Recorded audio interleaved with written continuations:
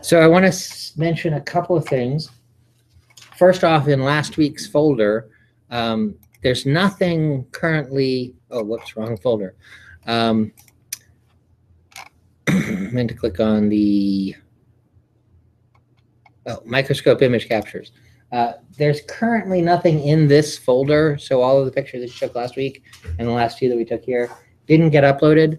And the reason for that is I had a little freak out moment after class on Thursday. Did I say anything about them changing this computer to you guys? Okay. So all last week with my MP1 classes, I was doing this image capture thing. And so it was after everybody left. I went to pull up the pictures that you took, and I convert the names of the files, which just generically says capture number or whatever for each picture taken. So I save it again with a different file name so that tells you what tissue, what magnification, what organ it's from. So I went to go do that, and all of the pictures from earlier in the week were gone.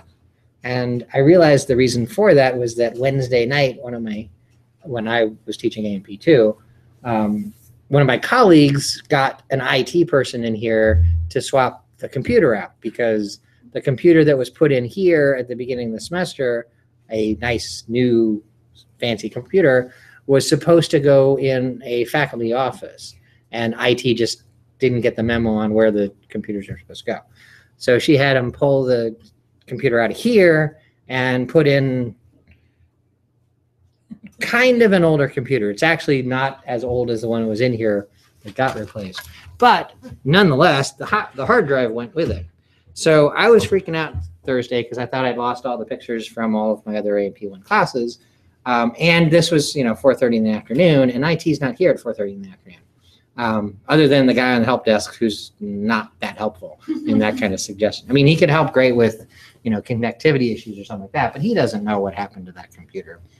So I was kind of freaking out, and finally the next morning it turned out IT had not touched that computer. I mean, they're supposed to re-image the drive and erase everything that's on there, and they hadn't gotten around to that. So everything was saved, but I was freaking out Thursday, and so I didn't do what I was meaning to do with your stuff, and then it turns out I never got around to it this week. So I will do that.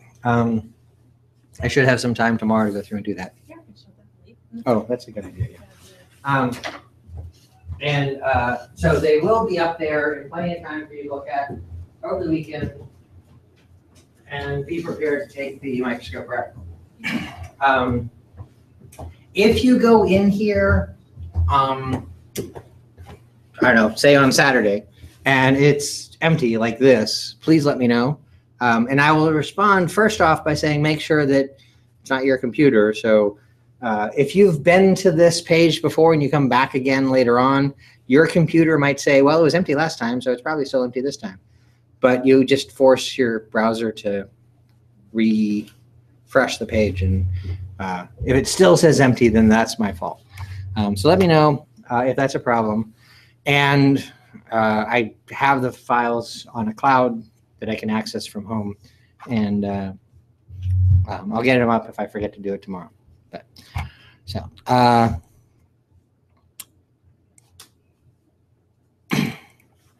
so I wanted to point that out. Then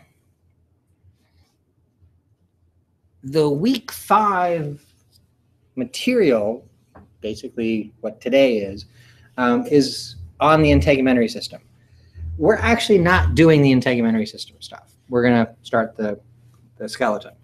I really don't tend to do the integumentary system, meaning the skin, in class at all. It's it's an important organ system. I mean, it's what covers your whole body. If you don't have it, then there are big problems. But as far as the progression of this class, it's not that enthralling of a chapter. What I've done, what I did do was,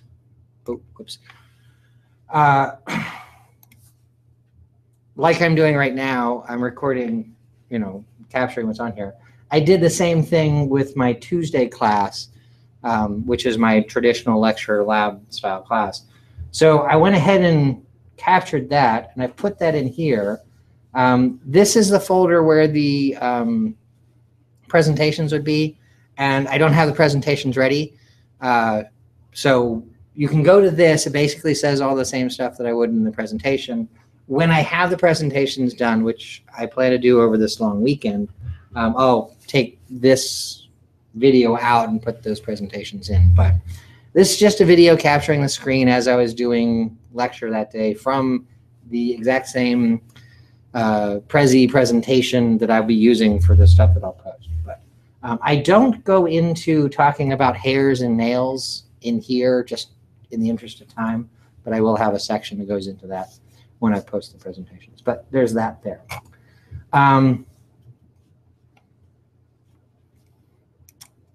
So to some extent, this week is really kind of a full distance week as far as the way this class is going. And in fact, for my Tuesday class, who has next week off,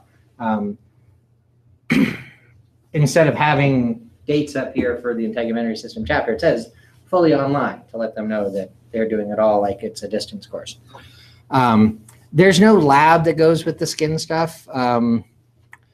My colleagues will often do a lab where we have these models that show the layers of the skin, but that's like 5 minutes of time. It's not worth a whole lab period. It's certainly not worth a whole quiz. So I don't have any real skin lab material. The way I see it with the tissues, we're looking at the skin as an example of several types of tissues. So that's sort of the lab component for the skin as far as I'm concerned. But so that's what you have to do, what you have for this week. And I just realized here it says it has 2 reading assignments. This is the reading assignment for the skeleton, which is supposed to be in this folder here. So, okay, so it's gone now. So this is all just skin, and it's just the part 1, 2, and 3 or 4 assignments. There's no lab quizzes. It's not even a makeup assignment, which doesn't matter to any of you because you're here, but that sort of reinforces how little I really think of the skin as a chapter in this book. It's a great chapter, and I go into explaining this, that it's a nice place to see the transition from tissues to an organ system. So really I'm stressing in there, and I spend a lot of time in the presentation talking about how, think about the tissues that are in the skin and how they play a role in what the skin does. So that's officially this week's folder. I could swap out, erase the dates here and say fully online for you too, but I didn't, so there you go. Instead, what I want to do today is to actually move into, I just moved this over, but I'd already had a copy of that link here. So let's delete that baby.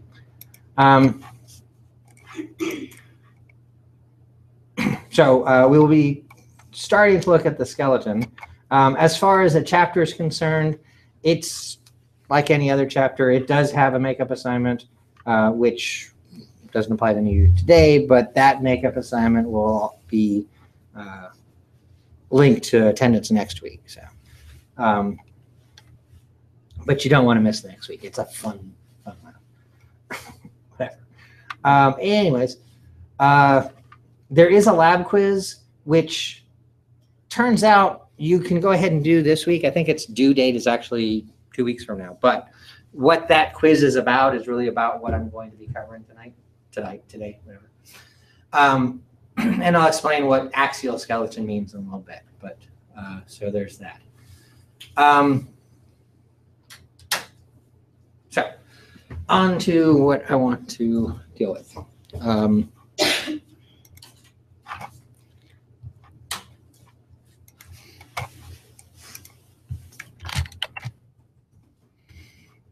All right, a little compulsive. Whenever I get a updated link, I want to fix it right away.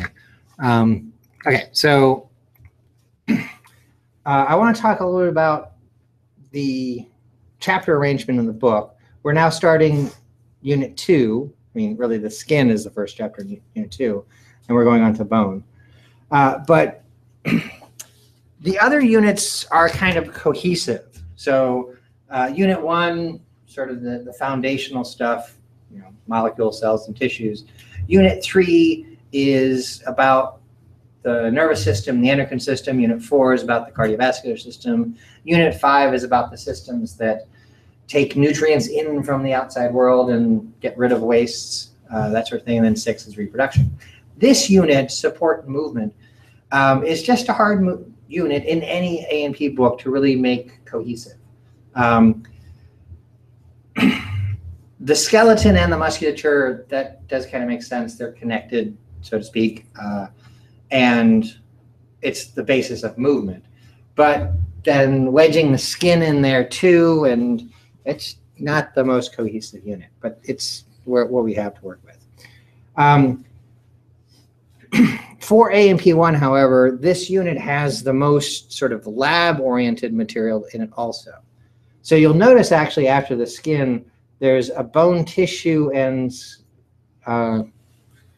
skeletal system chapter, and then there's 2 more chapters that say skeleton in them. Okay. The bone parts 1, 2, 3, and 4 assignments are chapter assignments for this chapter on the bone tissue, which is about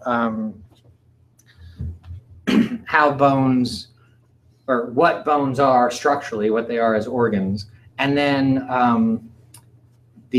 how bones grow. That's the lecture material for this section. I am recording those lectures for my 11 o'clock class, but then also I'll be putting the, sort of like the skin thing I recorded a lecture. I recorded the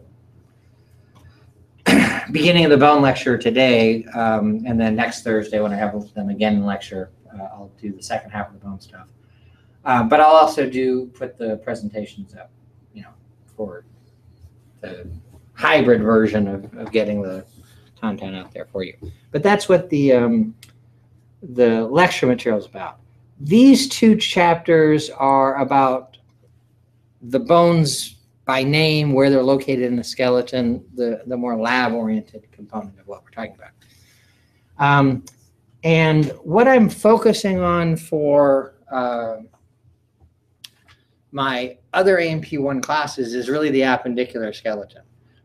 So what I'm going to do today is actually spend some time doing the axial skeleton, which is something I've kind of phased out of spending class time on for my classes, but because we have the luxury of some time here, thanks to the Columbus Day holiday, I'm going to go ahead and do that for you so that it's available for all of my students to see.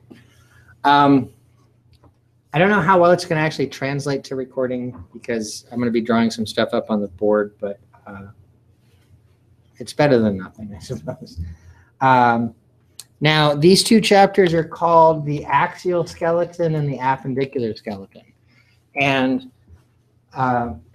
that's sort of how we think about the way that the skeleton's arranged or classified.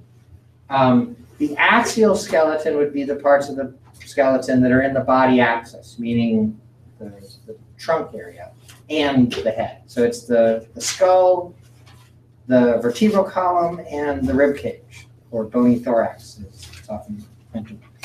And then the rest of it is the appendicular skeleton, which is referring to the appendages, your arms and legs. The appendicular skeleton is the 2 arms and 2 legs, plus the bones that connect it to the trunk. So the bones of the shoulder are part of the arm, and the bone of the hip is part of the leg, as far as this division is concerned. It might seem like these 2 bones here that seem to be sitting on the rib cage should be considered axial, but in fact they're how the arm attaches, so we put those together. And then the pelvis really seems to be part of the body core, especially when you think of it with all the soft tissue on it. It sort of defines the rest of the body trunk. But again, the bone is what the leg's connected to, so it's considered appendicular. So what I want to do today is sort of talk about the skull in some detail, and use that as a way to introduce you to the kind of information you need to know about the skeleton. And then next week, we're going to do the appendicular stuff, which will be a bit more hands-on and actually kind of look at the entire skeleton, focusing on the appendicular stuff, but you'll be able to sort of incorporate understanding the axial stuff with that too. That's what we'll do next week. Now I have a handout to give you. Someday I'll actually put it on the Blackboard website, but not this semester. So I printed out and handed that to you. This is a list of all of the bones that you're responsible for knowing. Thank you. And the information about each bone that you need to know. On the front page is the bones of the skull, and then on the back of that first piece of paper is the rest of the axial skeleton. And then on the third page, or the second piece of paper, is all of the appendicular skeleton. Now, where was I going with that? So it's more than just knowing the names of bones and their location. You also need to know about what we call bone markings. And I'll talk about those in a little bit more detail in a second. But on the sheet that I've given you, there's, well, for the skull, at the top of the first column, it says cranium, because that's one group of skull bones, the ones that surround the brain.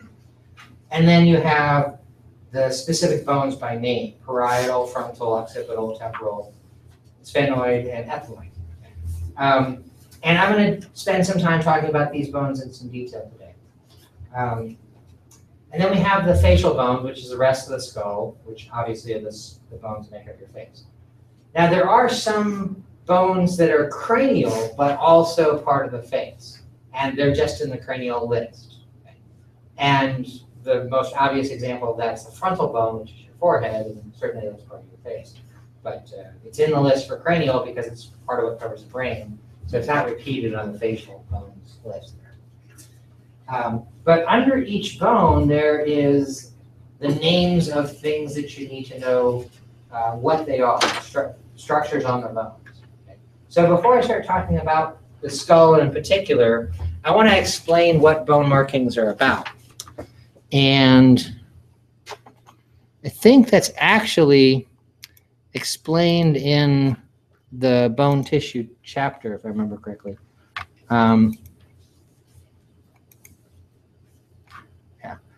So there's a section here called bone classification, which is not a crucial part of learning about bones, as far as I'm concerned, for the lecture material, but it's explained in the lecture. I'll cover that.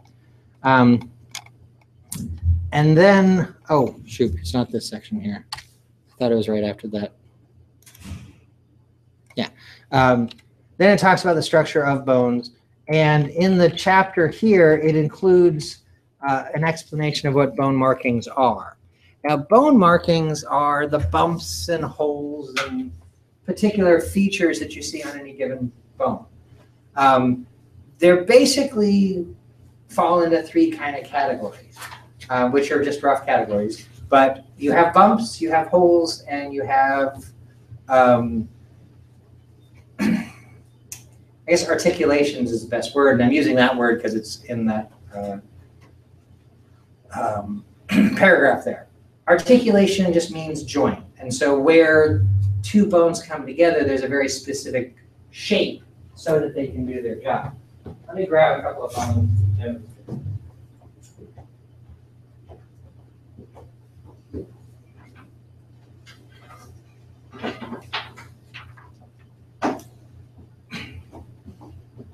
And then the bumps are usually places where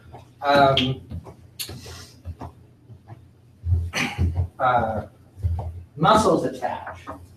And then there are holes, which are places where blood vessels or nerves or other things pass through the wall of the bone. Okay. Now, this list that we see here is definitions of several common words that we see for bone markings. I'm not crazy about this list because it leaves out a couple of important ones.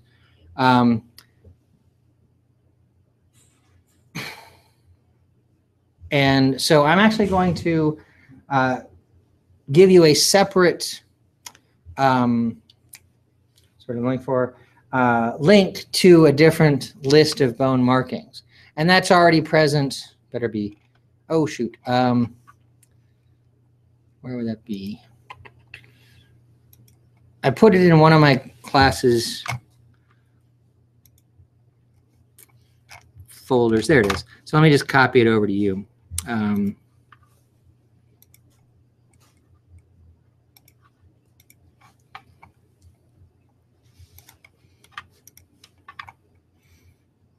Okay, so I'm just going to click on it here rather than taking time to go back to your specific class. But it just says bone marking list, and it's a link to a web page, which, as far as what the web page is, it's Ivy Rose Holistic, which is cut off on the side over here, which I don't quite know what their point is. I haven't dug around in here too much. It might be associated with massage therapy or something like that, or it might be associated with holistic medicine, which I don't really want to support. But this is a really good list of bone markings. And pretty much everything that's in here is in the list that's in the book. But then they also have a few additional things that I think are useful terms for you to know. So go to this link here as a resource for the definitions, what some of these words mean. Oh,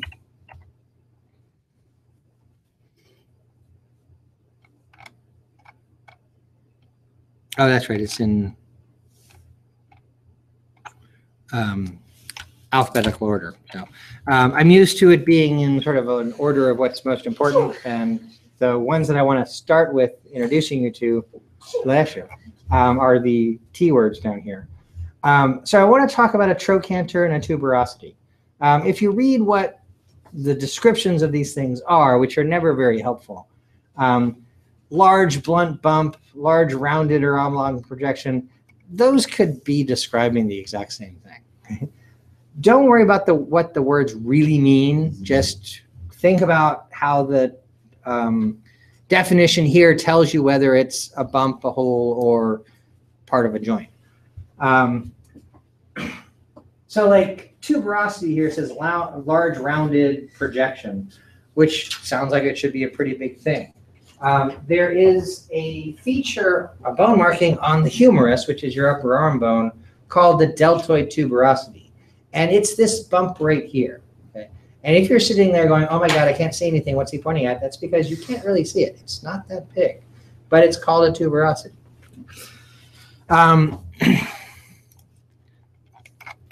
So let me jump to, wrong one. The appendicular skeleton chapter, so I can pull up a picture of this bone as I talk about it.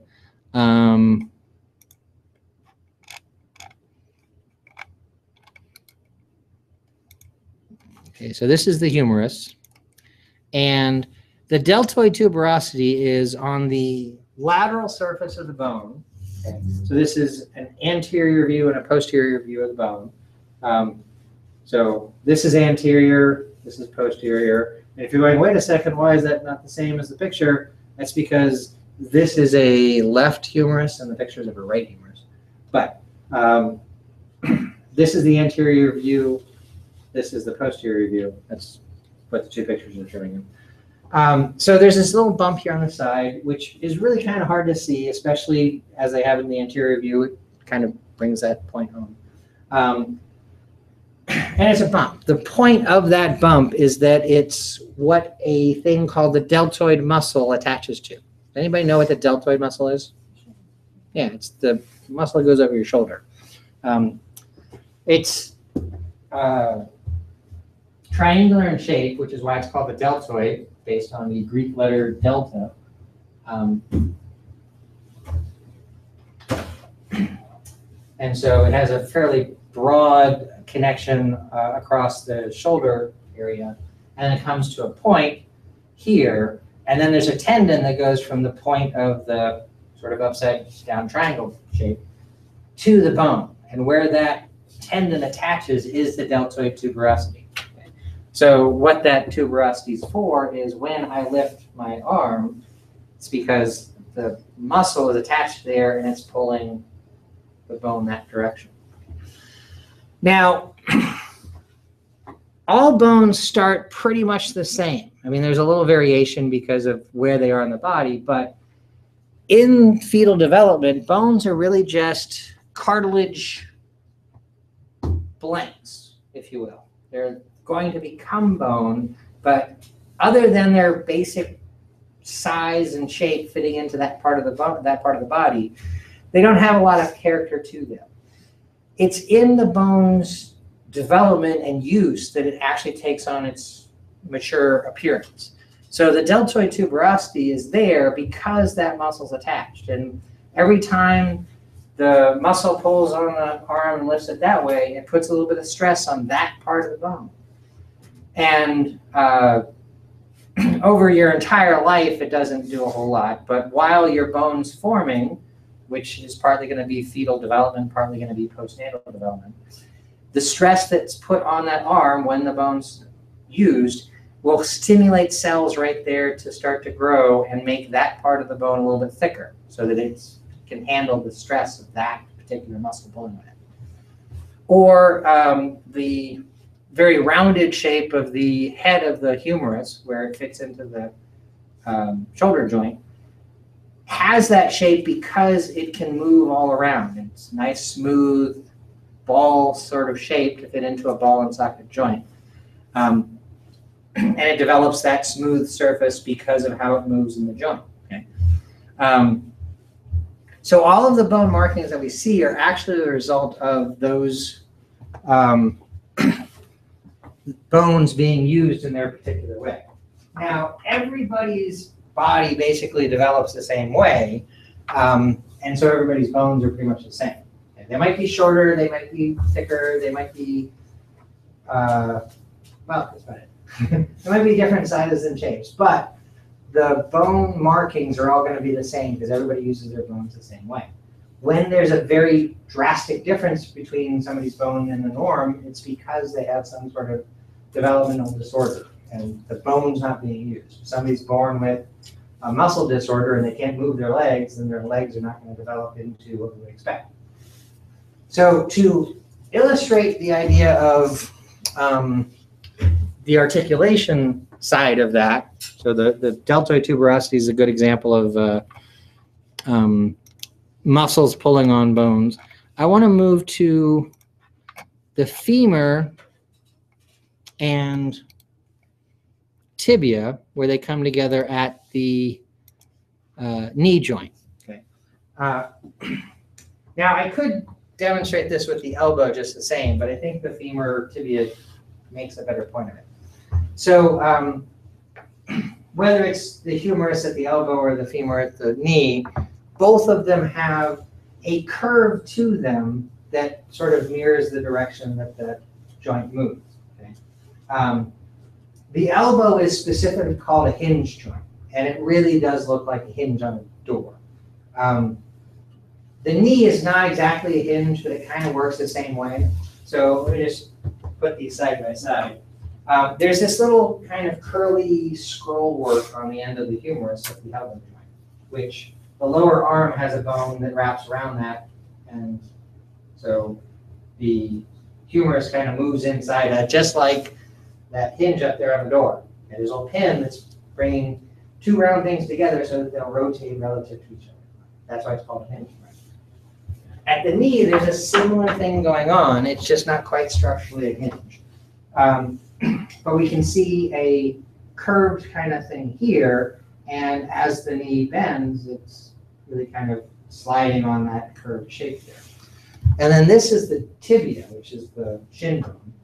And we can see that there are pads right here that fit right in with the curly parts of the femur. Now, the two bones I grabbed might not actually be from the same, and most likely are not from the same skeleton, so they don't fit together perfectly.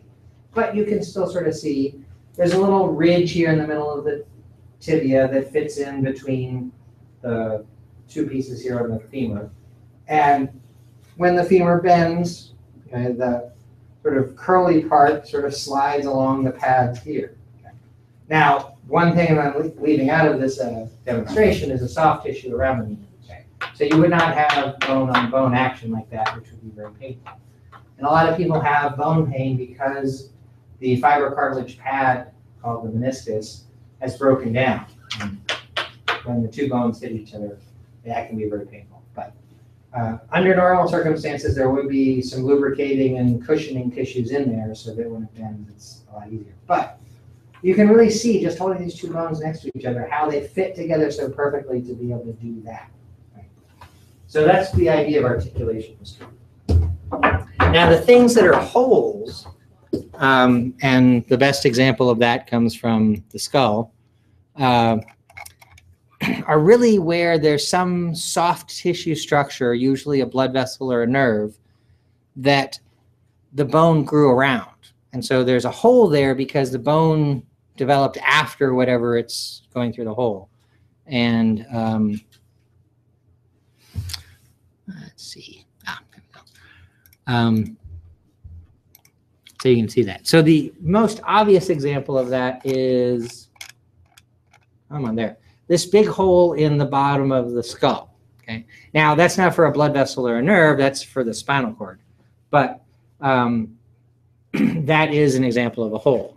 I'm going to show you some other examples of holes as we talk about the skull in a little bit more detail. But really what is going on with those is a nerve or a blood vessel was there and the bone formed around it. Okay. Now I'm going to talk a little bit about bone growth and those sorts of processes in the chapter presentations. So it'll kind of echo what I'm saying here about why those bone markings exist. Now, any questions about bone markings, just in general? Okay, so as you're going through this list, basically what we're saying, oh, there's one more thing I have to say about it.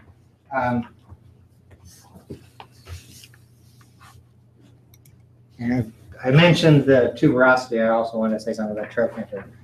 So let me just direct you to the appendicular skeleton part of the list and show you for the humerus, which is the upper arm bone, there's a list of things you need to know about that bone.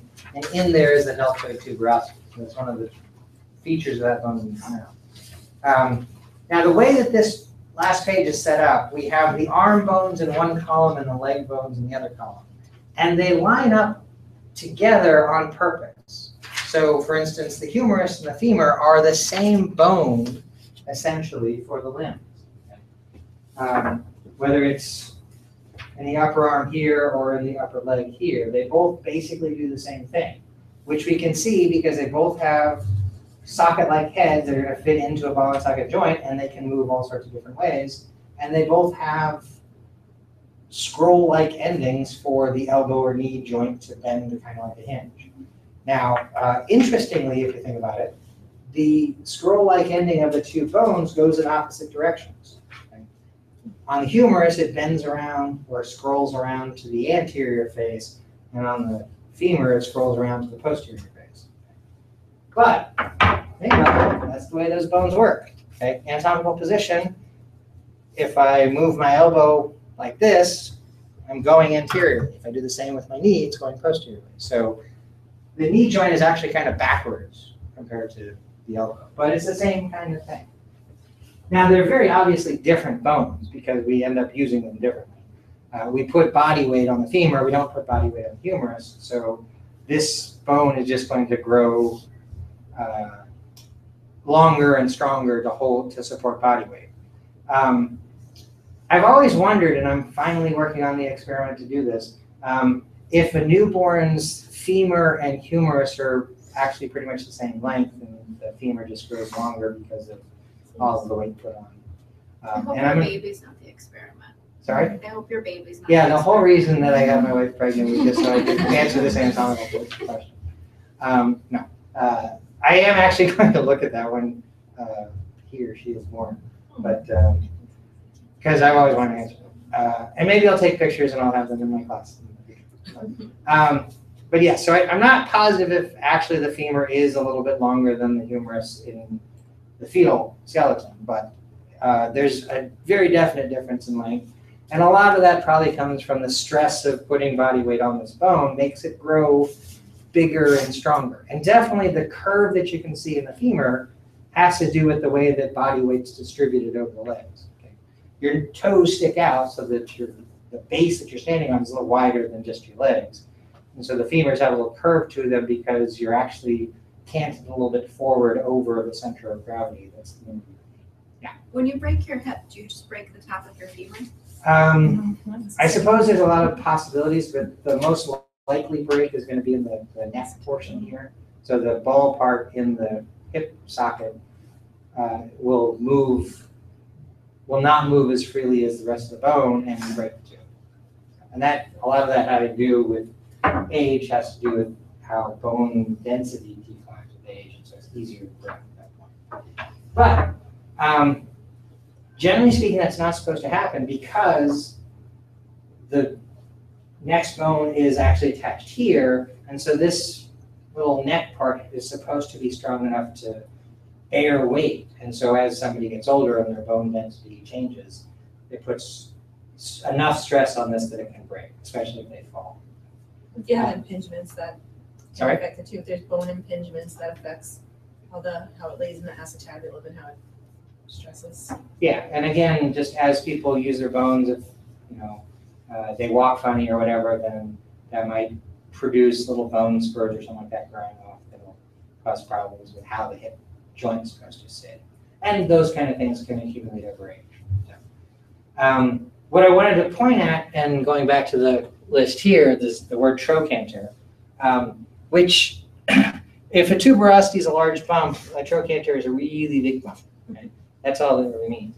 And these two things right here are trochanters. And sort of going to the supporting weight thing, these trochanters exist because muscles are attached there that have to do with supporting body weight posturally. And so they get really thick because of all the stress that's put on them just in standing. There are two of them, and they're referred to as the greater trochanter and the lesser trochanter, which just means the big one and the not so big one. Okay. And they are attachment sites for particular muscles there. So I wanted to talk about bone markings in that sense. So I have moved this link here to the bone marking list into your folder. I'm actually not in your folder right now, but it's there so you can see it. What I want to talk about now is the axial skeleton and getting to know the bones and the parts that make them up. So to begin with, I already said this, but the picture here makes a good point of it. There's essentially two parts of the skull. There's the cranium, or as the book puts it, the brain case, and the facial bones. Okay. Now, the bracket they have for the facial bones is really only showing you half the face, okay, because from the eyes up, you're also looking at somebody's face there, but that's the frontal bone, which is part of the brain case. So that's why the bracket doesn't go all the way up there. And actually, there's a couple of other bones that technically fall within the bracket that says facial bones, but they're really also part of the cranial vault, or the brain case. And so they kind of do double duty. Now,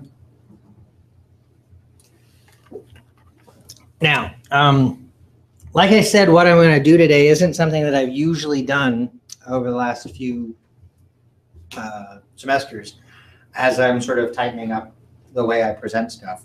But I want to just touch on this a little bit for your sake and the sake of getting a recording of it. Unfortunately, part of what I'm going to do really does go beyond what's on the screen. So those of you that are watching this presentation, I'm sorry, you should have been in my class. So they couldn't, it's other classes. But I will describe what I'm doing. Now, you can stare at pictures like, well, this thing here, all you want, but they're very information dense, meaning that there's a lot of stuff in that picture, okay? And there are things in this picture that are not on the list of things that I said that you need to know, okay? So the advice I've always given when you're learning about bones, and the skull is a good example of this, but you can apply this to any of the bones, is to make your own figures. Now, what you can do to make your own figures is to actually decrease the amount of information that's on the picture. Okay? All of that information is going to overwhelm your brain. You're not going to be able to actually pull out the important stuff as easily.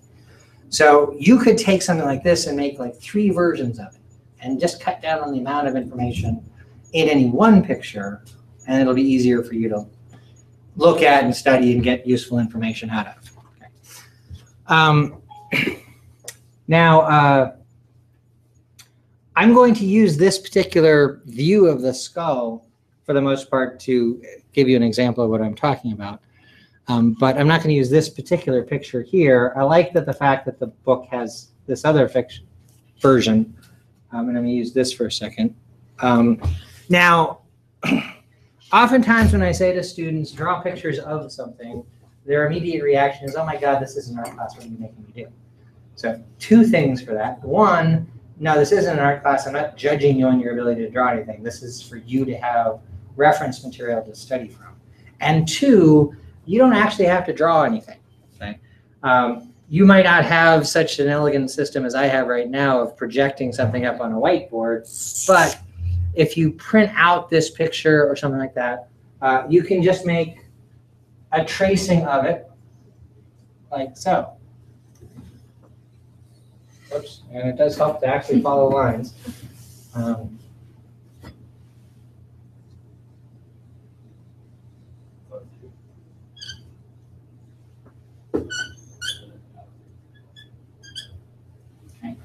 And you can even see some lines inside which will outline some of the bones.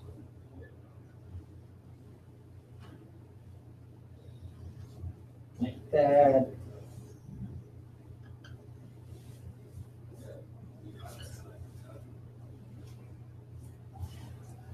Anyway, so you can just make your own figure by tracing things. Oh, whoops.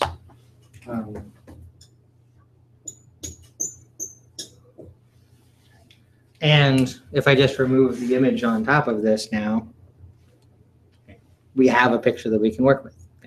So you might not have quite the setup that I have here of being able to trace off of a projected image, but you can print out the pictures, lay a blank piece of paper over it, and probably trace it pretty well the same. Or if you are a little bit artistically inclined, you can just do this. That's a perfect good outline of a skull, enough for you to get the information you want to. And if you want to make it a little bit more anatomically correct, you can put a little nose thing in there and a little eye socket, whatever you want to do. Okay? I'm going to work with this one because I'm not a very good artist, so we'll stick with this. But I'm going to draw things on the board here in the classroom, but I'm going to point at things on the screen so that those following along at home will know what I'm talking about. Now, if you go to the list of things that you need to know about the skull, it of course starts with the cranium, and I've put a number of bone names in there and things that you need to know about each one. Now, the first bone I want to talk about is the parietal bone. And what we have underneath that you need to know about it actually isn't bone markings. The parietal bone is a pretty boring bone. There's nothing on it that we really need to see marking-wise. So instead, what I decided to do underneath that bone is to list 4 things that are called sutures. Now, a suture is just the seam, so to speak, between 2 bones. Okay? So these lines that I drew in here outlining the bones, those are sutures. It's a type of joint. Whatever any 2 bones come together, that's a joint. Okay? We're used to thinking of joints as movable things like the elbow or the knee that I was talking about earlier. But the joints where 2 bones in the skull come together are joints too. We call them sutures. They're just not movable joints. And there's really only one movable joint in the skull, which I'll mention later on. But for the parietal bone, I want to go through these 4 sutures. They're generally the ones that everybody learns about the brain case, about the cranium. They're the only sutures in the skull that have, well, that we're talking about, that have specific names. Okay? you can refer to any suture by a name, but usually for, well, any joint, you would just name it after the two bones that are part of it. But these four have specific names because they're just referred to so often. And essentially, by going through these four, we're going to outline the parietal bone. Okay. So the first one on the list is the sagittal suture. What does the word sagittal mean? It means this.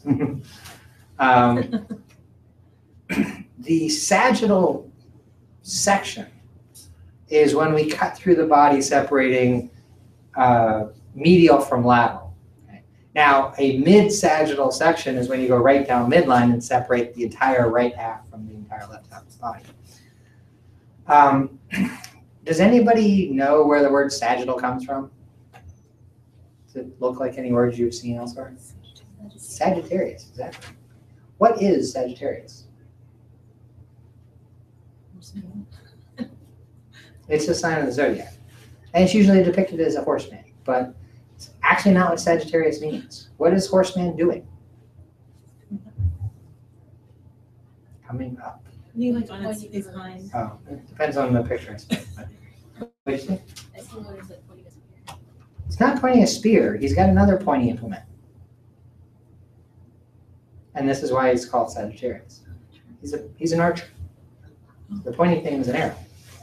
Sagittal is referring to the line that you can draw if you shoot an arrow at somebody. Kind of a gory way of describing anatomy, but that's where the word comes from. Okay. So if you're aimed correctly and you're shooting at somebody, you should go right through midline. Okay, but that direction, a plane along that line, would be sagittal. For the skull that we're looking at here, the sagittal suture is really the top of the picture. It's right along midline here, okay? And it separates the two parietal bones. So this bone right here is the parietal. And there's, okay, so this bone, parietal, and there's one just like it, a mirror image on the other side of the skull. And the suture where the two come together is the sagittal suture. We can also call the sagittal suture by a different name based on the two bones that are there. Now, it's a little bit awkward of a name in that sense because the two bones have the exact same name, but it can be called the parieto-parietal suture because obviously it's talking about two parietal bones, and so where they come together, that's the suture. Okay, the next one is the lambdoid suture. Does anybody know what lambdoid means? So when we have oid, that usually means shaped like, and so what's it shaped like? What is lambda? Well, don't worry about the shape. What is it? What? Not lamb, lambda. It's a Greek letter. It's a Greek letter. People that are familiar with it usually recognize it thanks to the movie, and this is getting to be a really old cultural reference.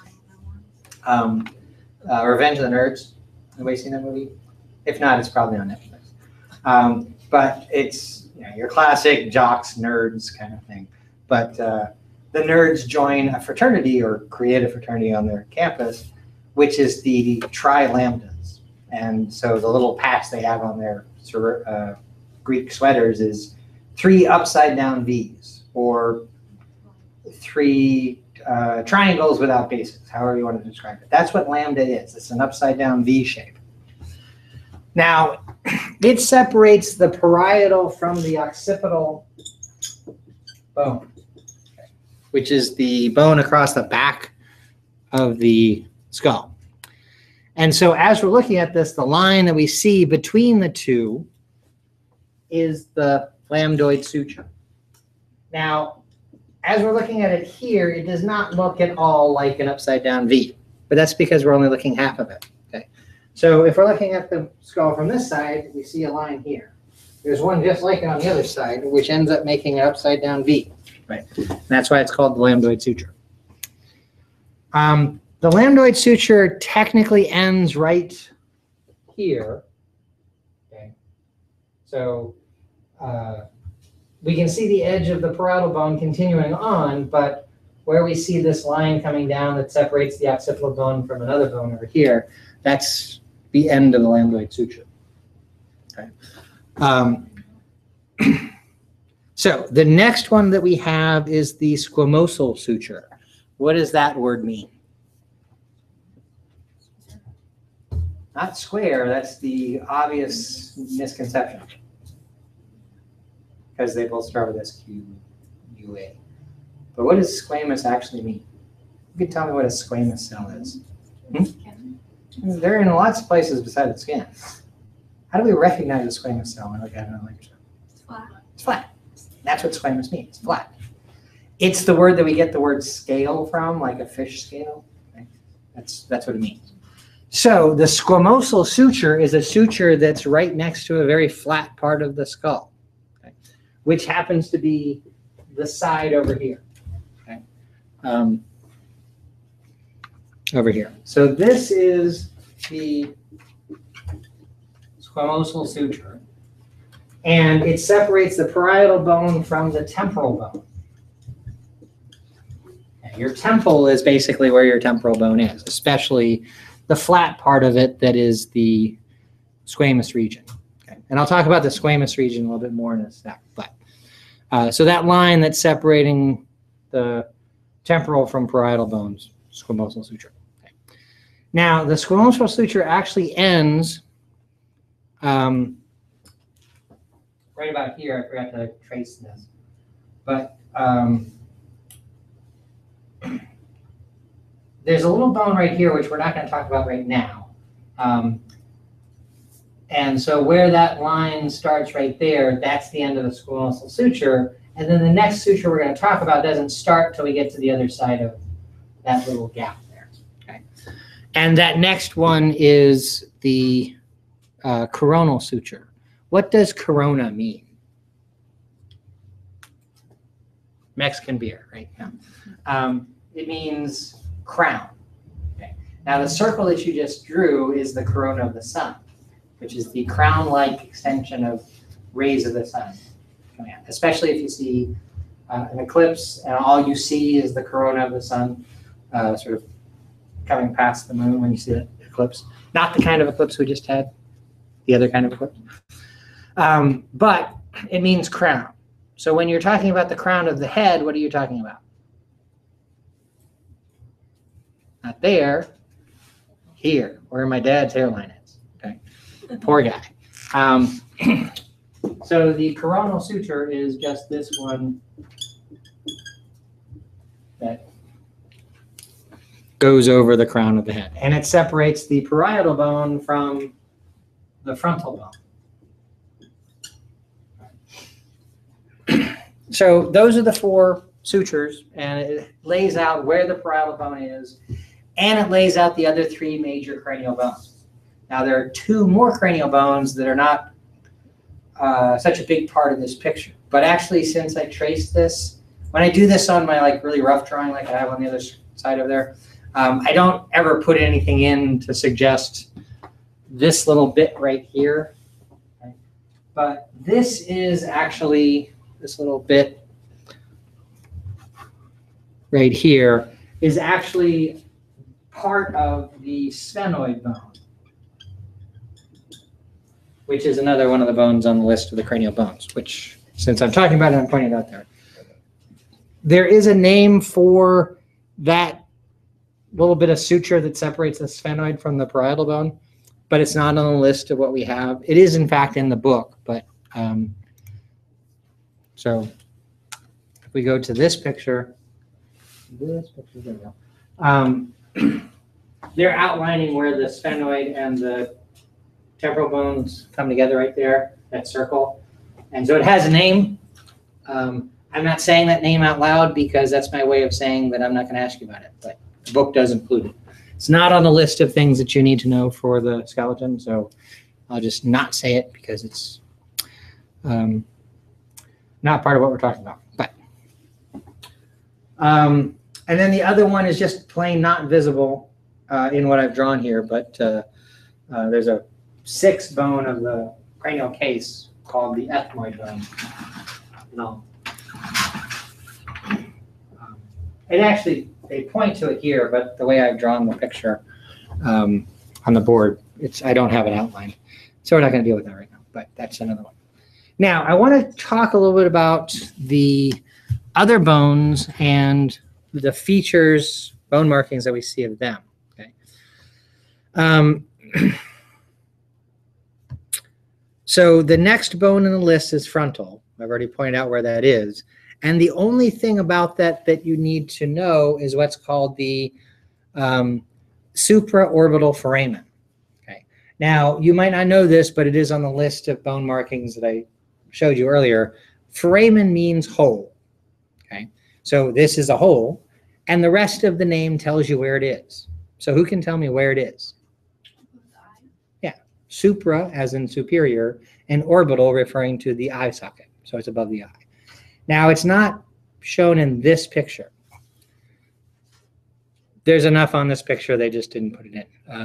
But let me go to this anterior view of the skull, and they point out the supraorbital foramen right there. They don't have it labeled on the other side, but here it is on the other side, so you can see it by itself. Now, some sources, as they're talking about these things, will make a point of the fact that not everybody has supraorbital foramina. Foramina is plural of foramen. Sometimes one or both of them don't close up as holes. Okay? And Skinny over here will demonstrate that for us. Right? So this is a plastic skeleton. And one of the problems with a plastic skeleton is they have to necessarily leave some details out. It's just not possible to get it 100% accurate. Okay? So they don't have a supraorbital foramen over here. If you feel, you can kind of tell there's a little dimple right there, which is supposed to be where that hole is. But there's not actually a hole going through the plastic because it's just impossible to make a plastic molded piece with a hole through it like that. So it's not there. But it would be right there. On the other side, however, you can see there's a little notch right there. So some people don't have a supraorbital foramen, they have a supraorbital notch. And that's just because the bone didn't quite grow all the way around what's passing through there. What is passing through there is a blood vessel. And actually they're, oh, I'm sorry, blood vessel and a nerve. Now, I have this model here, which you're welcome to look at. The plastic for this skull here is very fragile, and I thought there were some fracture marks in it, so I dropped this one. But, oh yeah, there's a break right there. The one next door, I dropped my first year working here, and I feel secure with my job now. I can record that fact, and people find out about it. But, so I broke the cranial cover of that one. But something similar has happened to this. These are just fragile plastic things. But they're great. Somebody has taken the time to put yellow wire on where nerves would be located on the surface of the skull, and then red wires representing, well, at least arteries, not just any blood vessel. There's not one coming out at the supraorbital notch, not a blood vessel represented here, but I'm sure there is one that would go there. But they do show a nerve coming out here. Okay? Now in this, for both of them, because of how they want to put these little wires on, it's a notch, just because it's easier for them to do their job of putting the thing on model. But what would happen is that nerve or blood vessel would be there, and the bone would solidify or calcify around it, and that makes the hole, the foramen. For some people, that bone just doesn't completely calcify all the way around the thing, so it's just a notch. So there's some variation in some of these things for people, but that's the supraorbital foramen. Now, that's the only thing in the frontal bone that you need to know, other than the fact that it makes the coronal suture with the parietal bone that we talked about a second ago. Then we have the occipital bone, and the best way to visualize that is in this picture, which is, well, two images of the skull. We have an inferior view and an interior view. So this is the bottom one here. Well, they call it a superior view, but we're looking inside the cranial vault. And so the top of the skull has been removed, which we can do in many of the skull models that we have, so you can see inside. So this, I guess that's gray colored bone down here and up here. That's the occipital bone. Okay. Now there are two things to know about this. One is very obvious, is the foramen magnum. Okay. I already told you that foramen means whole. What does magnum mean? Huge. Okay. So compared to the other things that are called foramina, it's a huge hole. It's hard to miss. Okay. And I said earlier that's actually where the spinal cord connects to the brain. Okay. And again, the nervous system was there before the brain, before the skull was, and so the skull formed around what was there, and so there's a big hole there. Okay. And that hole is lined up with the vertebral cavity, which the spinal cord continues down through. Okay. And then the other thing that you need to notice is the occipital condyle, which just barely makes it on the screen here. But there's a bump right here and a bump right here. Now I'm going to go back to one of these other views to see that better. Not that one, that one. So this little bump down here in the bottom, which is not labeled in this picture, that's the occipital condyle. Okay. What it is it's a piece of bone that fits in with the superior most bone of the vertebral column so that the skull fits in with that. It's called a condyle. And condyle is just a common word that's used for a type of articulation bone marking. And in fact, on the femur, as I was showing you before, these two things here are technically condyles. They're called epicondyles, but that's because they're a different sort of shape. But the idea of a condyle is that it's something that fits in with another bone to make a joint. Okay? And they can make pretty dramatic movements in one direction, which would be like nodding your head yes. And condyles also allow for a little bit of movement side to side. Okay? For your knee joint, you don't have any musculature that can cause that kind of movement, but it's very important for your knee that it has a little give side to side, okay, in case there's any lateral trauma to the knee. For your head, where the occipital condyle meets up with the first vertebral bone, there's a little bit of side-to-side movement there. Now, if I move my head side to side like this, I'm actually using mostly my spine to do that.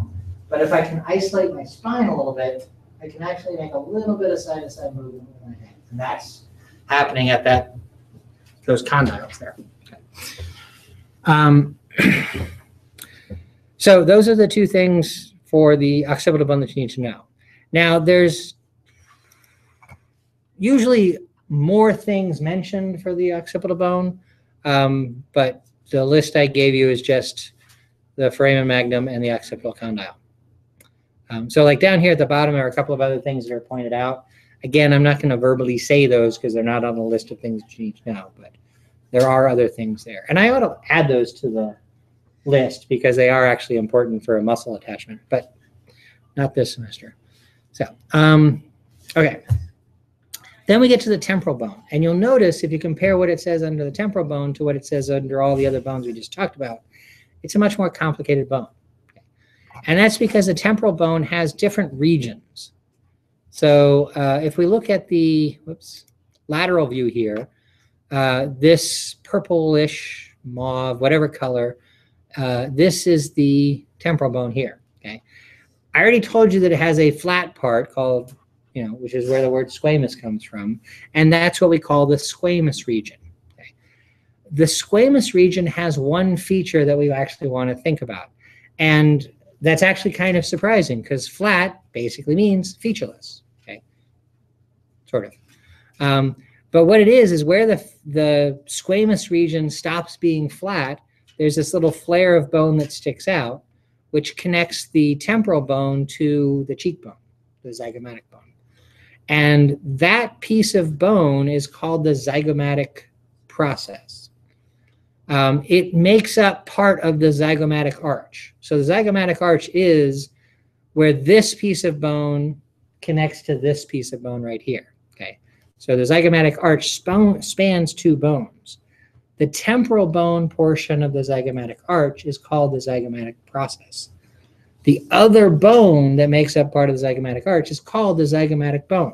Okay, but the part of the zygomatic bone that's part of the zygomatic arch is called the temporal process. Okay, now that's all very confusing to say textually, but that's what these two things are called. And let me just jump over to, now we're looking at the inferior view, and we can see that zygomatic arch a little bit better. The purpley color is the temporal bone, and then the tan color, I guess it is the zygomatic bone. So you can see that they make this arch that's separate, standing off away from the side of the skull. Now, you can feel your zygomatic arch. That bone's right at the edge. So you can feel this hard, bony structure right there. What goes behind the zygomatic arch is a muscle that starts from basically your temples and connects to your mandible. And that just tucks below the zygomatic arch as it goes down. Okay. But so that space that we can see in between, within the zygomatic arch, is where that muscle goes through. But this is a good view to see that, especially since the mandible's been removed from the picture, which would block our view of that. So, okay, so then we get to the tympanic region. Does anybody know what tympanic refers to? How so? Timpani sound, how the ear is a cavity. And Well, I was going for tympanic membrane, which is the formal name for the eardrum. maybe that's something very deep. But yes, a timpani drum, the big kettle drum kind of thing in an orchestra, uses that same name. So it does have something to do with sound, but the actual name for the eardrum is the tympanic membrane. And so the tympanic region of the temporal bone is the area around where the opening for the ear is. And the two things that you need to know about there are the external auditory meatus, which is also sometimes referred to as the external acoustic meatus. External because it's on the outside of the bone. Meatus is another name for a hole rather than foramen. A meatus is usually a deeper, more tunnel-like hole. And then acoustic or auditory, depending on which source you're going with, is referring to sound. Okay, so that's the ear canal, that opening that we see right there. And then the other thing is the styloid process. The styloid process is a thin little spike of bone that we see coming out directly below the external auditory meatus. Let me pull this skull real quick and show it to you. So there's this very thin spike of bone coming out right here and right here. Those are the styloid processes. Okay. If you're looking at it from the lateral view, you can see it coming sort of straight out below the acoustic meatus there. Now, the word styloid means stylus shaped, and thanks to the larger and larger form factors of phones, people probably know what a stylus is, right? What's a stylus? Sort of like a pen that you use on a touch screen. Okay.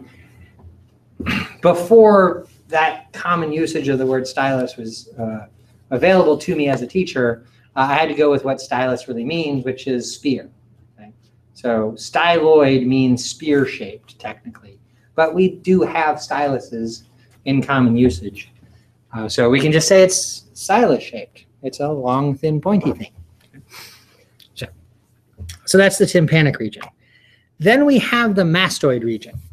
Now, when something ends in oid, that means that it's shaped like something. Okay.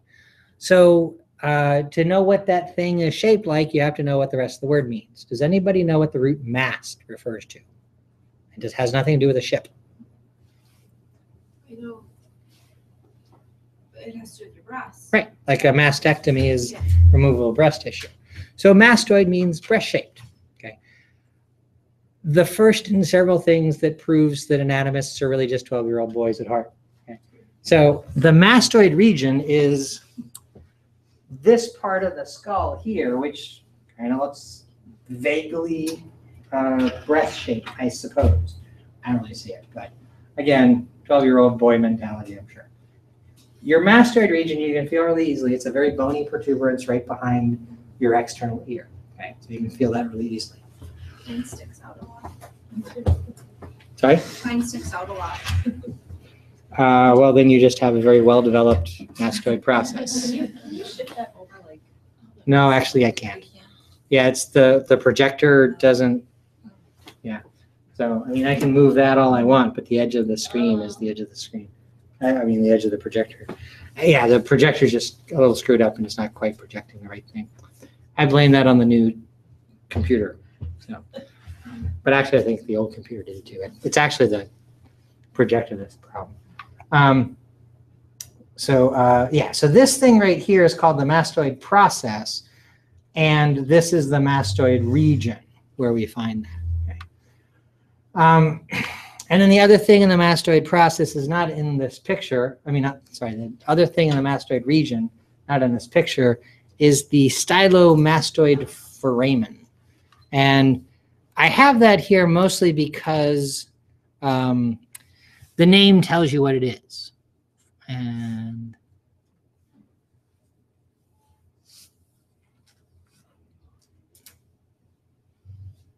there it is. Okay. So stylomastoid foramen. Okay. Foramen, it's a hole. Stylomastoid is referring to the fact that it's basically halfway between the styloid and mastoid processes. Okay. So here's the styloid process, right? Yeah. And then they don't have it labeled here, but the mastoid process would be like right here. So there's a hole in between the two. Now, that's not the only reason I have it there, because the name tells you all of what it is. It's also an important hole. There's a particular nerve that comes out through that hole.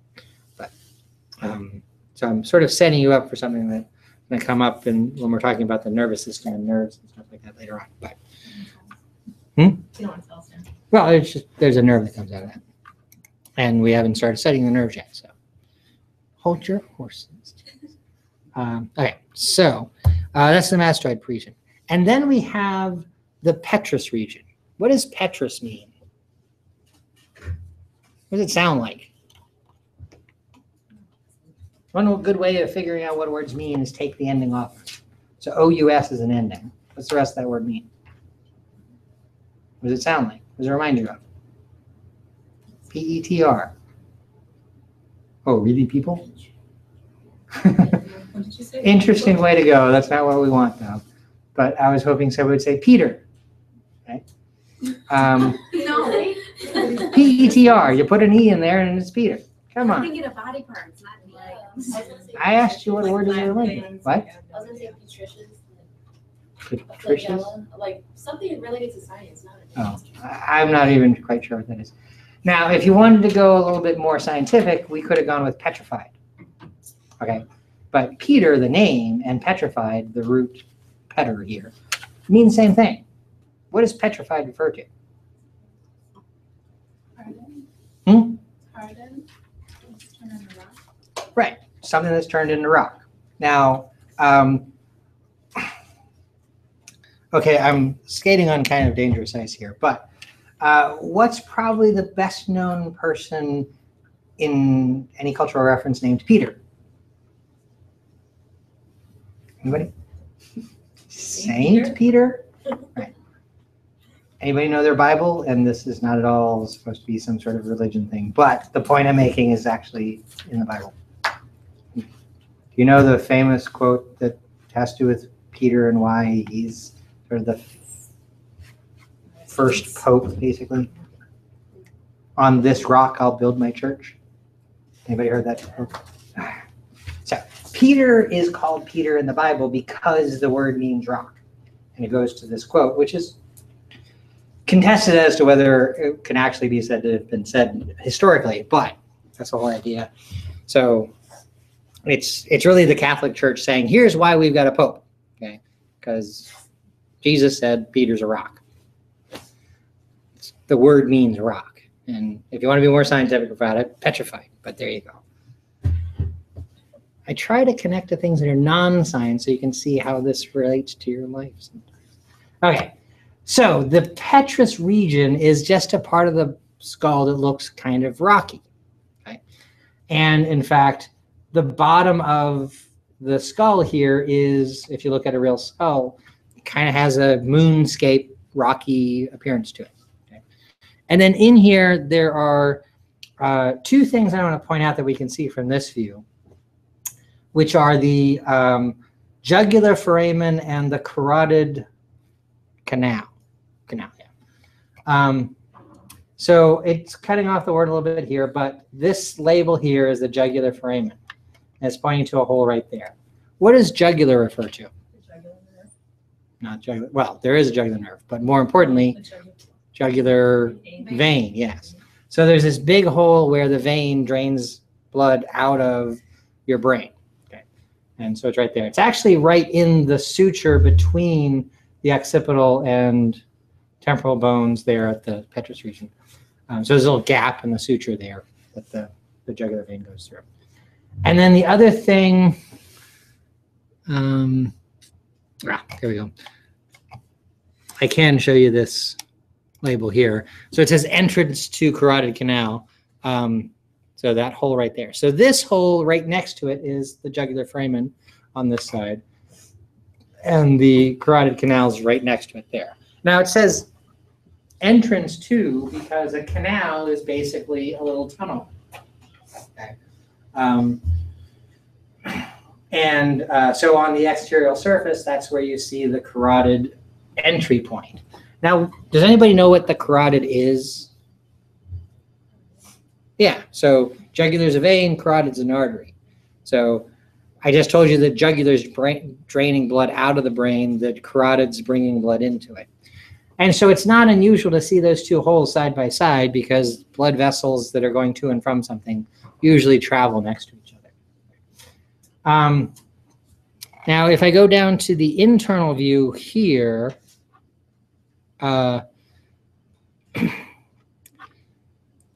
here's the foramen magnum and the jugular foramen.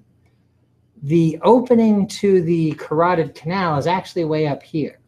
Now, this picture makes it look like there's a void, a hole right there that you can see through because it's white like the background. But really, this is the end of the tunnel that starts next to the jugular foramen. The carotid canal actually goes fairly anteriorly in the brain, while the jugular comes out of a fairly posterior. It's like right in here.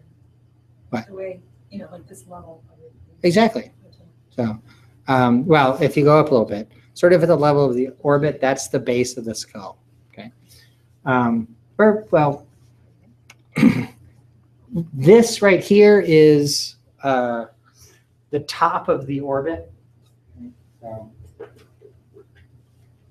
if I take the cranial case off of this baby.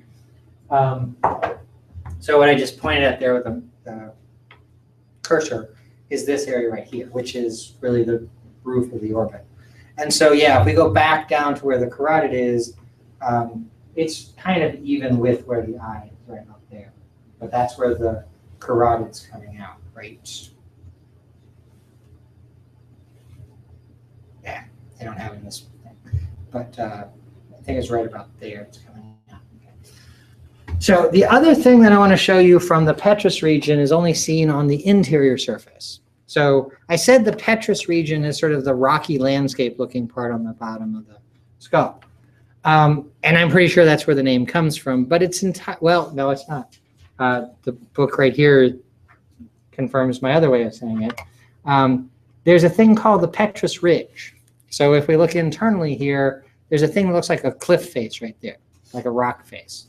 And that's really where petrous apparently comes from. I've just always called that sort of a rocky landscape.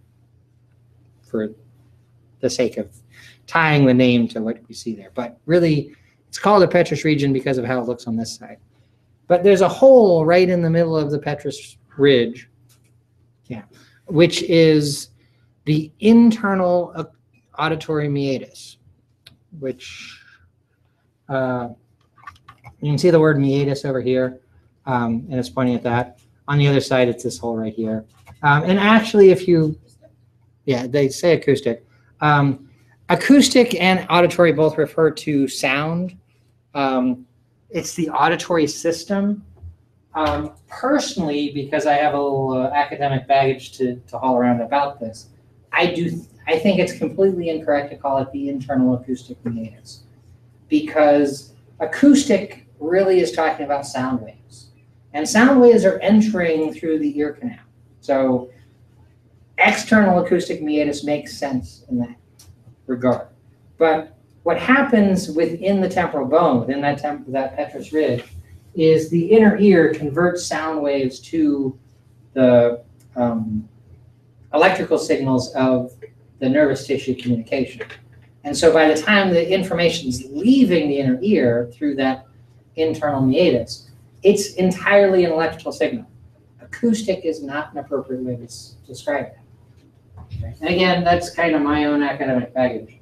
You will see sources that call it the internal acoustic meatus, but I really think it should be called the internal auditory meatus, because the auditory nerve goes through there. But again, that's stuff for the nervous system part of the book.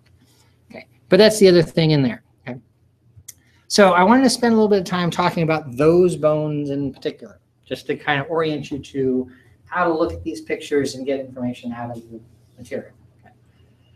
The sphenoid bone, I'm just going to point out, but I don't want to go into as much detail about it. It's one big bone. There's a little bit that's on the lateral surface over here, which is what I pointed out earlier when I labeled the picture. So it's between the temporal and frontal bones. But the bone goes actually through the middle of the skull and reaches all the way across the other side. It's only one bone going all the way across. And it's essentially the posterior wall of the orbit. Okay, so if we look at this,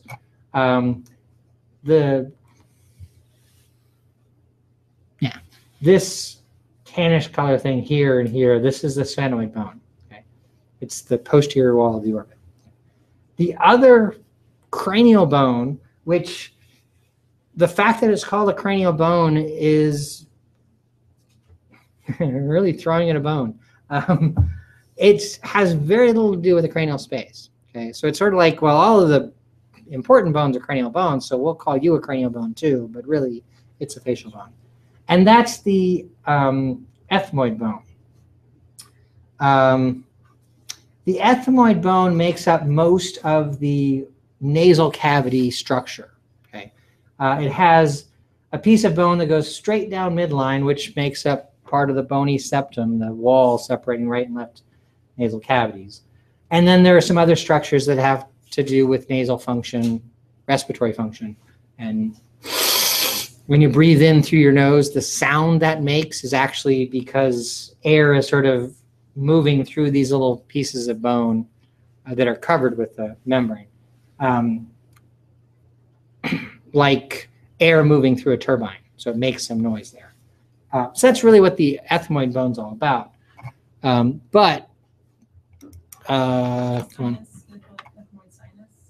Right, so the spaces inside the nasal cavity are the ethmoid sinuses. But there's a little bit of the ethmoid bone right here, right on midline, just sort of poking up in between the two sides of the frontal bone. Now, there's only one frontal bone, but there's sort of a big wedge taken right through the middle here. So this is the ethmoid bone. Now, I do want to point out a couple of things here about the ethmoid bone and why it's important as a cranial bone. There are two structures that you should know about that. But there's more than two, but I want to point out these two here. One's called the crista galli, and the other one's called the cribriform plate. Now, crista galli basically means cock's comb. Okay, so galli is the Latin word for chicken. Okay, gallus, That's the species name for a chicken. And so a male chicken would be a rooster or a cock. And they have that thing on their heads, which is called a comb. And so in Latin, Christa Galli means rooster's comb or cock's comb. And that's what somebody thought that thing looked like. I don't see it. To me, it looks like the dorsal fin on a shark, but that's not what it's called. It's a little blade of bone that sticks up right there in the front, and on either side of it is the part of the brain that's responsible for beginning to process the sense of smell. Okay, which makes sense because obviously the ethmoid bone in the nasal cavity is around all the structures that's used for smelling. The cribriform plate is just the bone that makes up the rest of the space, but hopefully you can tell from the picture here that there are a lot of little holes in it. Okay, and those little holes are the holes that the nerves carrying the sense of smell pass through. Okay, and again, we'll talk about nerves and the holes they pass through in the skull more when we get to the nervous system. But as we're talking about some of these bones, I want to point out some of these holes so that you know what to expect. Okay, so that makes it that little bit of the bone, which is probably like 5% of the bone overall, if even that much, is all it needs to qualify as a cranial bone because it's next to the skull. Most of what it does is it defines the nasal cavity, which isn't really the face. You know, it's deep inside the face, but it's a weird little bone there. Now I had said earlier that there's only one joint in the skull that actually moves. So I was talking about sutures. All of these bones, as they come together, they form these sutures, which is really the collagen in one bone sort of merges into the collagen in the next bone, essentially, and it becomes effectively one piece. Now they're separate bones. You can actually see the edge of the bones, but they come together and they don't move relative to each other. They're stitched together like a suture, except for one particular joint. Which joint is that? Well, that's one of the bones. What's the other bone in that joint? Nope. Anybody have pain associated with their jaw joint? What do you call that? TMJ, temporomandibular joint. Right. So that's a good example of how we name joints just based on the bones that are there. It's the temporal bone and the mandible, so it's called the temporomandibular joint, or TMJ. Now, if somebody says, "Oh, I've got, a problem with jaw," and they point at it and they go, "I've got TMJ," everybody's got a TMJ. People that are complaining about it are people that have inflammation of that joint, okay, which would be TMJ-itis or something like that. But sorry. Temporomandibular joint dysfunction. So that would be TMJD.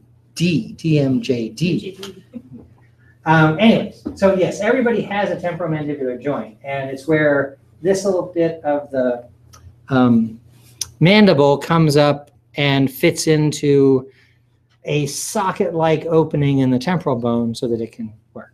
The temporomandibular joint is actually a rather complex joint. It's not a ball and socket joint.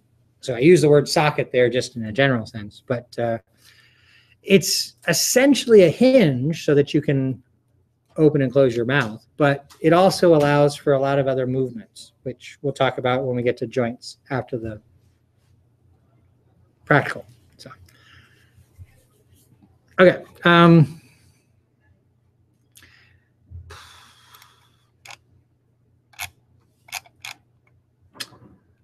Here's a picture of just the sphenoid bone by itself, and here's a picture of just the ethmoid bone by itself. Here's a picture of the nasal cavity kind of laid out. I want to see more of that stuff. And then it goes through the bones of the face, and specifically structures of the orbit. More stuff about the nasal cavity, yada, yada, yada, sinuses. It mentions the hyoid bone here, which is not a bone of the skull and is in fact not a bone that I deal with until AMP2. It's unique among bones. It's the only bone that does not make a joint with any other bone. Okay? It's only connected to soft tissues, meaning ligaments, cartilage, and muscle. Okay? But it's very important for respiratory function. So we'll talk about that when we get the respiratory system. Then the other two major parts of the axial skeleton are the vertebral column and the thoracic cage, rib cage, bony thorax, however you want to describe it. I'll usually say rib cage because that's a common name for it. On what I handed out to you, it says bony thorax, and obviously the book uses thoracic cage, so they all mean the same thing. Now the vertebral column has different regions. There are 4 major regions of the vertebral column. There's the cervical region, and cervical is referring to the neck. There are 7 bones in the cervical region. Then there's the thoracic vertebra, which are going through the thorax or the chest region. And their claim to fame is that they are what articulate with the ribs to make the bony thorax. And then we have the lumbar vertebra, and lumbar really means lower back. Okay, so if you have this feature in your car that there's a lumbar support bar in the driver's seat, the point is that it sits under that curve there to help support the lumbar part of your back so that you don't slouch so much. And then there's the sacrum or the sacral region, which is one bone, but it's several individual bones that fuse together. Okay, so you can actually look at a sacrum and see sort of the outlines of where the bones were, but they don't move relative to each other, so they fuse to be one big bone during development. Now, there's also the coccyx, but for humans, that's not at all important. About all it does for humans is it hurts like hell when you break it. There is a nerve that goes through that part of the bone, so that's why it hurts so bad. But it doesn't serve any really incredible functions to worry about. You will be required to be able to tell the different vertebral bones apart by region, and that's part of what we're going to be doing next week. I'll give you a chance to actually look at that, but this should... So it starts by giving you the basic structure of a vertebral bone and the different parts. And then it shows you specifics of what cervical, thoracic, and lumbar vertebra look like. And then sacral is obvious. Sacral bones don't look like anything else, but you can learn about how they look differently. Okay. Now, I do want to say a little bit about the cervical region. There are 7 cervical bones, but 2 of them are very unique. Okay. Now, the way to recognize a cervical bone compared to any of the other ones is they have an extra set of holes in them. So, let me grab some examples.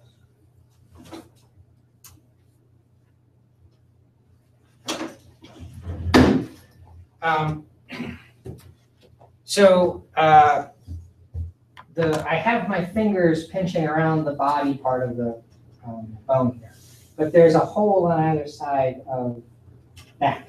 Okay? Only cervical bones have those holes. And the reason they have them is they all line up in a row right here, and they protect the vertebral artery, which is another source of blood supply to the brain. So the carotid artery runs right next to it, but it's not protected. But the vertebral artery passing through those holes is protected as it's going up into the, actually it goes through the foramen magnum to get into the brain.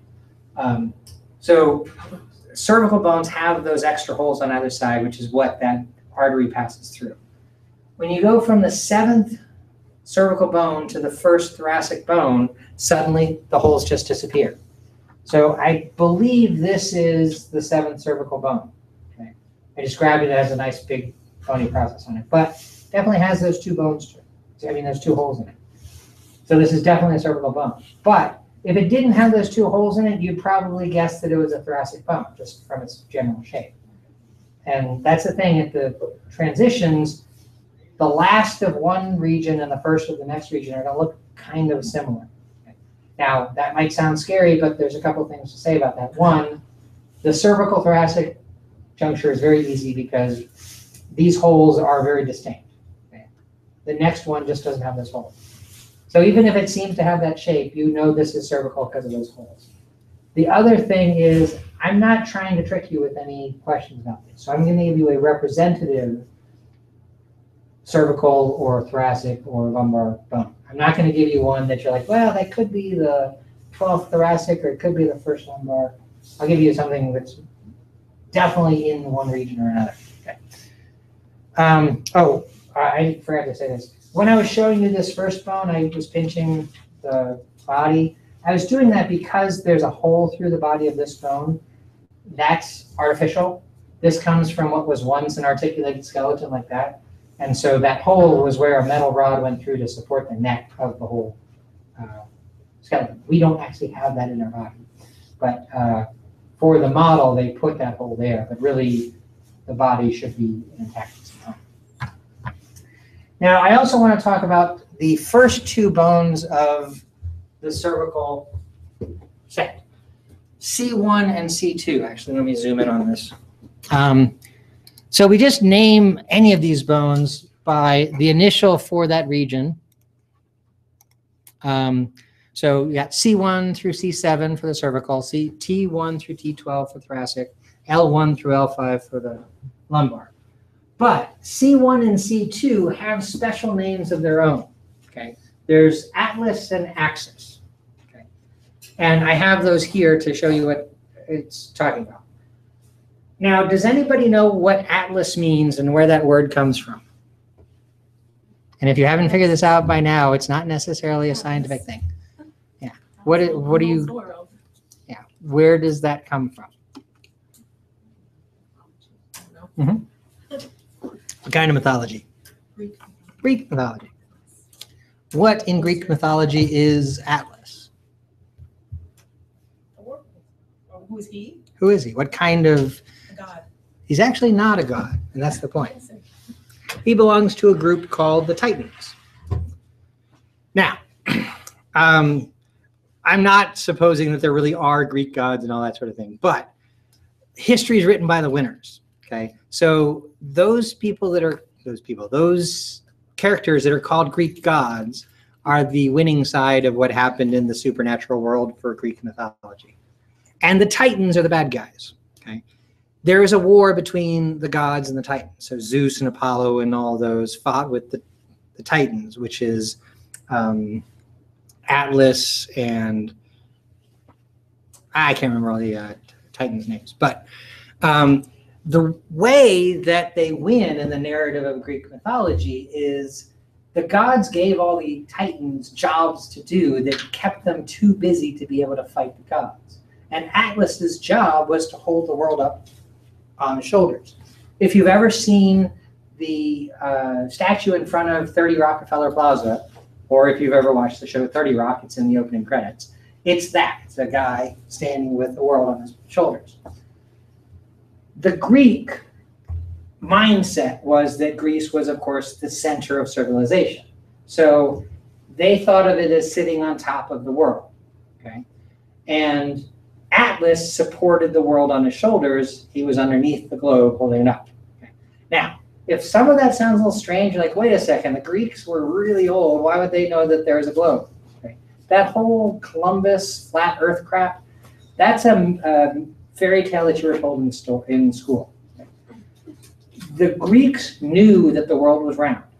They, in fact, used very simplistic math to prove how big it was. And they got incredibly close to the actual diameter or circumference, actually, of the Earth based on the simple mathematical approach they used to solve that. Okay. So people knew that the world was round. Columbus wasn't saying, well, I think the world is round, so I'm going to sail around to get to India. He was saying, I'm lazy. I don't want to try to trek across the normal route. I'm going to go the other way. Because we all know the world's round, so we're going to go around it. Okay. He got to where he was getting and say, hey, look at all these people that I could enslave. Let's start the slave trade here. So, and that's just my little build up to Monday. Columbus Day. Really an awful, awful historical figure, but he gets a free day off. But anyways, back to the Greeks. So Greece was imagined to be sitting on top of the world. Okay? They didn't know too much about the geography far beyond Greece. Okay? They knew that to the east was some people that stole Helen of Troy story. To the west were weird people like pizzas. To the south were people that built pyramids. And to the north were a bunch of barbarians. That was their world picture. And it really just defined that local area, which we now know is the area around Greece. They just assumed that the rest of the world was covered in water. Okay? They called the water that covered all of the globe that they didn't actually know anything about the Atlantic Ocean. Okay? We now call the Atlantic Ocean, which is a specific region there, but it comes from the Greek name for the world-spanning ocean. Right? And it's called the Atlantic Ocean because Atlantic is a version of the word Atlas. Okay? So Atlas, Atlantic, just talking about the part of the world that was sitting on Atlas's shoulders. Now, I'm telling you all of that to kind of give you an idea of what this is about. Earlier, I was talking about the occipital condyles. And they make a joint with the atlas bone. Okay, so here's the condyles right here, these two little bumps. And they fit into these two little depressions on the atlas bone right there. And oops, the skull can move back and forth on those like that. And that's how we get the shaking your head, nodding your head, yes, movement. It's the joint between the occipital bone and the atlas. Now I said there's only one joint in the skull that moves, and that's the TMJ. Okay. This is not a joint in the skull. This is a joint between the skull and another bone outside the skull. Okay. And that joint is called the Atlanto-occipital or occipito-atlantic joint. Just Atlantic referring to the bone called atlas, and occipital for the occipital bone. So that's the joint between them. And that's the joint that allows you to nod your head yes. Okay. Then 2 is called axis. Okay. And this is axis. It has this thing sticking up from it that looks kind of like a tooth. And that piece of bone is the axis that the atlas bone can rotate around like that. Okay. So shaking your head no is because of the joint between C1 and C2, or the atlanto-axial joint, or the axio-atlantic joint. I think we usually say Atlantic axial, but so between the atlas and axis bones. Now, if you look at the atlas bone, you'll notice that it doesn't really have a body, that big round piece of bone that's in the front of every vertebral bone. So there's not something like that in Atlas, because this is Atlas's body right here. Okay. The 2 bones, originally were soft tissue, cartilage, and they calcified. They ended up separating off a little bit so that this part calcified into C2 to be the axis that C1 can rotate around. Okay. Again, the actual shapes of bones are dependent on how they're used in our body. And so that weird little shaped thing, I called it shaped like a tooth because it's called the dens, as in dentistry, because it's the tooth of axis. That's actually the body that should be part of the axis bone here. And here we can see that den sticking up where it should be, and then there's a ligament that wraps around it, making it the point of rotation. But both of those bones, again, have extra holes on either side for that artery that goes through, so you can tell that they're cervical bones very easily. So,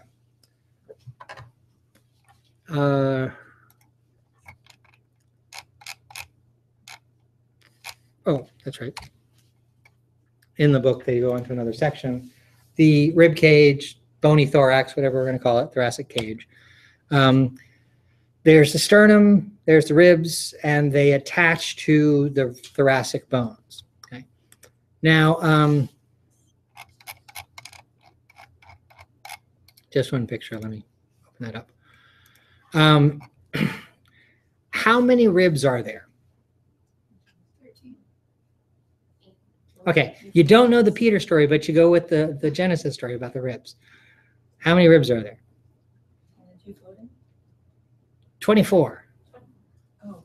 12 pairs of ribs. Okay. But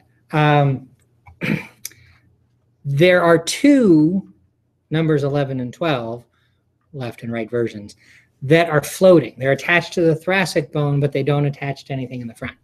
And they are mostly there to help protect the kidneys. The kidneys are sort of just inside those bones there.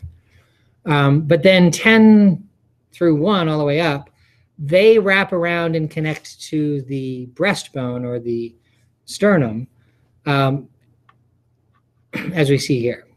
Now, it's not labeled here, but we classify the ribs into 3 different groupings. There are true ribs, false ribs, and floating ribs. Let me just go to the book and see exactly how they do this.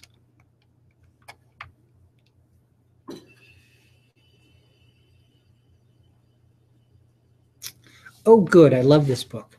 So, the book we used to use classified ribs a little weird, but this book I think does it much better. So let me enlarge this so we can see it. Ribs 1 through, oh, nope, I take it back. This book screws it up too. Okay. Actually, the books probably aren't screwing it up, but I just think in the world we should do it the way I say we should do it.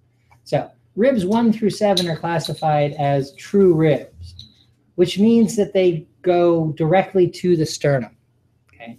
And then the reason why I don't believe this should be the way we say it, they say ribs 8 through 12 are false ribs, vertebrochondral, because they go from the thoracic vertebra and they connect to the cartilage of the 6th or 7th true rib.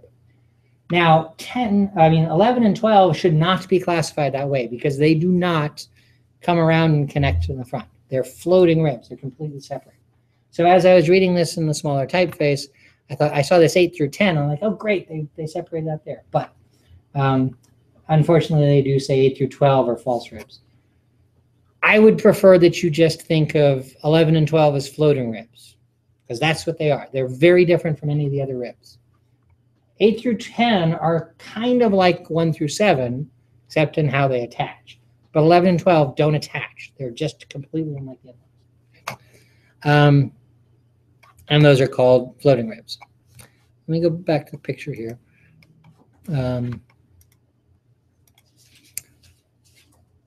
So here's rib 1 on either side, connects to the top of the sternum, the manubrium. And then 2, 3, 4, 5, 6, and 7 all connect. We can follow a line and go straight to the sternum.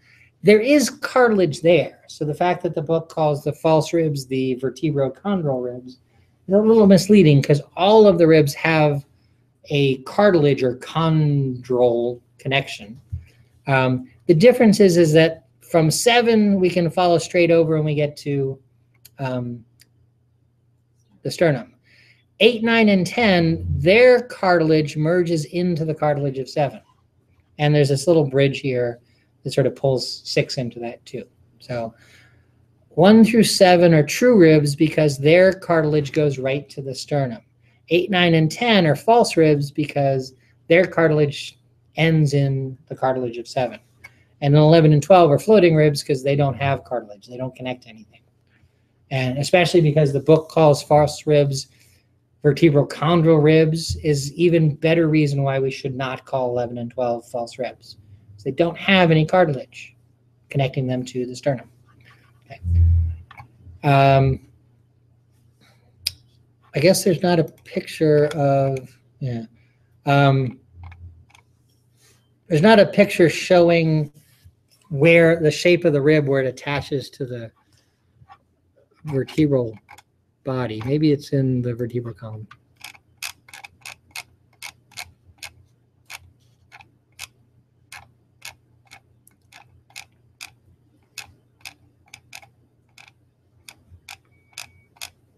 Guess not. All right. When in doubt, Google.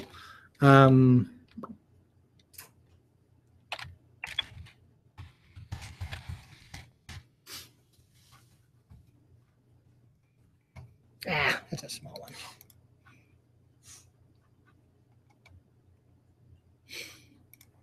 Okay. So the posterior part of the rib has a bit of shape to it, some of which is kind of obscured in this picture because they're showing it connected to the thoracic vertebra. But there's the head of the rib, which kind of comes up against the body of the thoracic vertebra.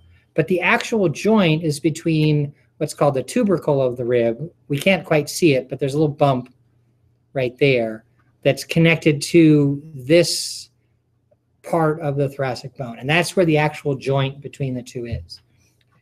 So here we can see, this is just showing us rib. This bump right here is tubercle. And remember, I introduced you to trochanter and tuberosity. Tubercle is just a really small bump, which really the tubercle of a rib is probably not much smaller than the deltoid tuberosity, but they get different names. So we can see that. Here's another small picture. Here's a photograph of one, kind of small, but they point out where there's a little bump right there. Again, next week, you're going to be getting to work with all these bones. So you'll get to look at the shapes of the bones as you're working with them. But that's a quick trip through the axial skeleton. So next week, we're going to be doing something that really deals with all of the bones to some degree. So you get to see all this stuff. But it's going to concentrate on the appendicular skeleton stuff. So we'll pick up with this stuff next week. So I could talk for another 10 minutes if you really want me to, but I'm done for today. So let's call it a night.